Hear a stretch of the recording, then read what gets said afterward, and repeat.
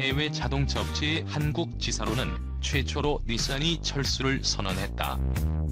2004년 한국 법인을 세운 후 16년 만이고 1987년 한국이 외국 업체의 자동차 시장을 개방한 지 33년 만이다. 타이, 스즈키, 피아트 란치아, 사부, 미쓰비시, 스바루 등 수많은 대중 브랜드가 한국 시장을 스쳐갔지만 모두 국내 업체들이 수입권을 따서 들여왔던 경우다. 이번처럼 외국 업체가 국내 지사를 송두리째 없애는 건 처음이다. 그만큼 닛산의 한국 시장 철수는 업계나 소비자에게 미치는 충격이 크다. 한국닛산의 철수 결정은 5월 28일 오후 늦게 닛산 본사의 발표와 한국닛산의 보도자료를 통해 알려졌다. 한국 임직원들과 판매사도 당일 통보받았다고 할 정도로 깜짝 발표였다. 한국닛산 관계자는 일본 본사에서 내린 결정이어서 한국 지사가 의견을 낼 수 있는 상황이 아니었다며 국내외를 막론하고 실적이 계속 저조하자 본사가 집중과 선택 그리고 구조조정이란 결론을 택했고 한국 시장은 수익 구조가 맞지 않아 영업을 지속하기엔 불가능하다고 판단한 것 같다고 설명했다. 그는 이어 700여만 대에서 500여만 대로 생산 규모를 줄이는 파격적인 구조조정 속에 한국 시장을 배려하기가 어려웠던 것으로 보인다고 덧붙였다. 한국닛산은 일본 제품 불매 운동이나 코로나19가 직접적인 철수 이유는 아니라고 강조했다. 물론 두 가지 요인이 작용은 했겠지만 닛산 자체적으로 위기에 처한 게 주요인이었다는 것. 카를로스 곤 회장 문제 및 판매 부진 등 1에서 2년 전부터 내부적으로 골맞던 상처들이 터지면서 이번 결정을 내리게 됐다는 얘기다. 한국 시장 철수 외에도 영국 공장 감원, 스페인과 인도네시아 공장 폐쇄, 러시아 현지 지사 철수 등이 단적인 예라고 말했다. 회사 관계자는 지난해 한일 갈등이 극단으로 치달으면서 9월에 외신이 처음 한국 철수 가능성을 보도했을 때는 진짜 사실이 아니었기 때문에 회사 내부에서도 난리가 났었다며 물론 그때도 상황이 안 좋았던 만큼 한국닛산이나 판매사 모두 구조조정을 하되 철수는 없는 것으로 정리했었다고 주장했다. 그래서 이후 맥시마 부분 변경과 알티마 완전 변경 모델을 출시하면서 철수는 없다는 의지를 보여줬다는 것. 그러나 이 상황을 두고 이미 닛산 본사는 철수를 염두에 두고 있었지만 한국닛산이 이를 몰랐을 것이라는 추측이 나온다. 당시 닛산이 한국 철수 의지를 굳혔고 이 소식을 접한 일본 정부가 강력히 만류했다는 얘기가 일본 업체 고위 임원들 사이에서 돌기도 했다. 닛산이 철수하면 한국의 불매 운동에 일본이 무릎을 꿇는 것처럼 보일 수 있어 일본 정부가 버티기를 권고했다는 것. 충분히 가능한 추론이다. 닛산은 2019회계년도에 연결 재무제표 기준 6,712억엔의 순손실을 냈다고 발표했다. 2018회계년도에는 3,191억엔의 순이익을 기록했었다. 닛산이 연간 결산에서 순손실을 본 건 리먼 브러더스 사태가 터진 2008년도 이후 11년 만이다. 닛산은 코로나19 확산 영향에 따른 세계 시장의 판매 감소가 실적 악화의 배경이라고 전했다. 일본에서 10%, 미국과 유럽에서는 각각 14%와 19% 판매가 감소했다. 닛산이 함께 발표한 구조조정 계획에 따르면 2023년까지 세계 생산 능력을 20% 줄여 연간 540만 대 수준으로 조정한다. 실패를 인정하며 올바른 궤도로 수정하겠다는 얘기다. 여기에 르노와 닛산 및 미쓰비시로 구성된 자동차 3사 연합은 지역이나 분야를 나눠 선택 및 집중키로 했다. 지역별로는 닛산이 중국, 북미, 일본, 미쓰비시는 동남아, 오세아니아, 르노는 유럽, 남미, 북아프리카를 공략한다. 닛산의 한국 시장 철수는 이 같은 큰 그림을 그리는 과정에서 결론이 났다고 볼 수 있다. 즉 국내 일부 언론이나 국민들이 지적하듯이 불매운동의 결과물만은 아니라는 뜻이다. 그렇다면 이 같은 완전철수가 닛산이 선택할 수 있는 최상의 방법이었을까? 다른 길은 없었을까?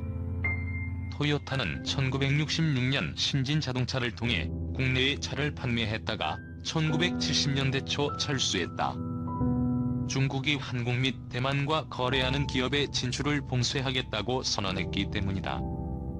토요타는 그러나 이후 한국 시장에 다시 진출하기까지 엄청난 공을 들여야 했다. 닛산도 마찬가지다. 이렇게 물러나면 한국 시장에 다시 발을 들이기가 어려울 수밖에 없다. 고객들을 버리고 간 배신자로 낙인이 찍혀서다. 닛산이 향후 한국 시장 재진입을 염두에 두고 있다면 완전 철수가 최선은 아니었다는 게 업계 평가다. 업계는 대안으로 한국닛산의 업무를 대신할 한국 회사 선정을 제시한다. 즉 푸조와 시트로행의 수입 판매를 총괄하는 한불모터스 같은 회사를 만들어 한국닛산의 기존 업무를 맡기는 방식이다. 어차피 향후 8년간 서비스를 지속하려면 부품을 수입하고 배급하며 정비업체들을 조율할 업체가 필요하다. 실제 한국닛산의 가장 큰 판매사인 프리미오토모빌이 그 역할을 맡겠다고 나섰으나 한국닛산이 거절했다고 한다. 본사의 방침에 어긋난다는 게 이유였다. 물론 수입 판매 총괄 업체에 대해 회의적인 반응도 있다. 한 판매사 대표는 팔릴 만한 차가 있어야 하는데 현 상태에서는 누가 맡아도 안 된다며 할인이나 마케팅 비용 등 본사 지원을 받기가 쉽지 않은 만큼 부작용이 더 클 것이라고 예상했다. 닛산의 한국시장 철수 발표 이후 닛산과 인피니티 고객들이 가장 걱정하는 부분이다. 한국닛산은 법적으로 향후 8년간 부품을 지원해야 하는 만큼 2028년까지 서비스에 차질이 없도록 하겠다는 원론적인 입장만을 내놓고 있다.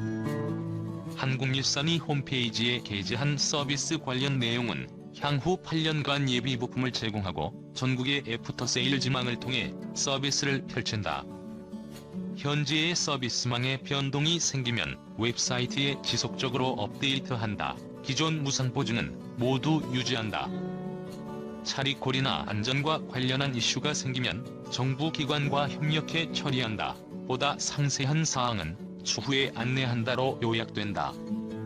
이 공지만 보더라도 결국 추후 상세한 내용을 공지한다에 방점이 찍힌 걸 알 수 있다. 향후 판매사 및 제3의 정비업체 등과 협의가 필요한 사항이기 때문이다. 현재로선 기존 판매사들이 운영 중인 서비스 센터를 최대한 오랜 기간 유지하면서 서비스를 맡는 게 최상이다. 물론 이 경우 이전처럼 닛산, 인피니티 독점 서비스는 불가능하다. 정비업체의 수익을 위해서다. 고객들은 이 과정에서 정비업체가 서비스를 중단해도 막을 방법이 없다는 점을 우려하고 있다. 실제 한국닛산 판매사 중에서도 서비스 센터를 접으려는 곳이 많다. 적절한 보상만 받으면 서비스 업무를 종료하거나 제3자에게 양도하겠다는 것. 지금도 입고하는 차가 많지 않은데 향후 더욱 줄어들 게 당연하다고 봐서다. 대부분 1에서 2년은 운영이 가능하겠지만 그 후에는 어려움이 클 걸로 보는 분위기다. 한국닛산이 판매사들이 아닌 제3의 업체에 서비스 총괄을 맡기는 방법도 있다. 그러나 애프터 서비스에 대한 책임을 지는 순간 막대한 의무가 따르기 때문에 총괄 업체 후보로 꼽히는 업체들도 닛산 측 조건을 보고 결정하겠다는 입장이다. 업계는 따라서 닛산 정도의 글로벌 회사라면 고객들을 위해 정비 관련 조직은 존속시키는 방안이 낫다고 조언하지만 한국닛산은 그럴 가능성을 배제하고 있다. 업계는 닛산이 한국 진출 후 16년 동안 판매한 차가 8만 대 이상이라는 점에서 정비 수익이 어느 정도는 날 것으로 예상하는 만큼 수입차 전문 정비업체들이 닛산 고객 유지에 적극 나설 가능성이 큰 것으로 예상한다. 실제 일부 정비업체는 이미 닛산의 정비망이 붕괴된 지역을 중심으로 닛산과 인피니티 차 소유자들에게 닛산 서비스 센터를 운영한다고 홍보 중이다. 이런 양상은 앞으로 더 다양하게 나타날 전망이다. 대기업으로 수입차 전문 정비센터를 운영 중인데다 한국일산의 인천 지역 서비스 업무를 맡고 있는 코롱 오토모빌이 서비스 총괄 업체로서 대안이 될 수 있다. 그러나 코롱 측 반응도 뜨겁지 않다. 이 회사 관계자는 검토하지 않아 정확한 답변은 어려우나 닛산 서비스 센터로서 연속성이 없다는 게 가장 큰 문제라며 8년 동안 정비 권한이 있다고 하지만 신차는 안 들어오고 기존 차는 시간이 지날수록 떨어져 나갈 게 틀림없어 좋은 사업이라고 보기는 어렵다고 털어놨다. 다른 수입차 전문 정비센터 측도 서비스 총괄을 하려면 엄청난 양의 부품도 들여와야 하고 그 부품을 보관할 창고나 인력도 필요해 거기에만 몇십억 원이 들어갈 것이라며 그런 금액을 투자하면서 위험 부담까지 안고 총괄 업체가 되기는 쉽지 않다고 말했다. 이 회사는 보증수리나 무상수리로는 돈을 벌기 어려워 차라리 사고차 수리에만 전념하는 게 훨씬 이득이라고 덧붙여 서비스 총괄 사업에 회의적인 답을 내놨다. 중고차 업계는 중고차 업자들이 갖고 있는 닛산과 인피니티 차의 시세가 더 떨어지기 전에 하루빨리 처분하려는 추세가 강해 당장은 가격이 떨어질 수밖에 없을 것으로 보고 있다. 그러나 개인들 사이에선 시세 하락이 뻔한 만큼 헐값으로 파느니 폐차할 때까지 타자는 움직임이 일고 있다. 실제 동호회에서도 잔고장이 별로 없으니 끝까지 타겠다는 의견들이 많다. 오래 탈수록 감가가 적어 손해가 줄어들기 때문이다. 문제는 조만간 차를 처분해야 할 경우 상당한 손해가 불가피하다. 재미있는 현상은 중고차 경매장에 닛산과 인피니티 차가 매물로 들어오지 않고 있다는 점이다. 수도권의 한 경매장 관계자는 한 달 전부터 닛산과 인피니티 차 매물이 자취를 감췄다며 렌터카 회사 등을 비롯해 리스사 등도 보유한 차들을 내놓지 않고 있다고 말했다. 그는 현재는 경매할 경우 가격이 어느 정도나 되겠느냐는 문의는 있지만 실제 경매를 진행한 차가 없어 철수 발표 이후 얼마나 가격이 떨어졌는지 알 수가 없다고 덧붙였다. 닛산과 인피니티 차 소유자의 반응에는 미묘한 차이가 있다.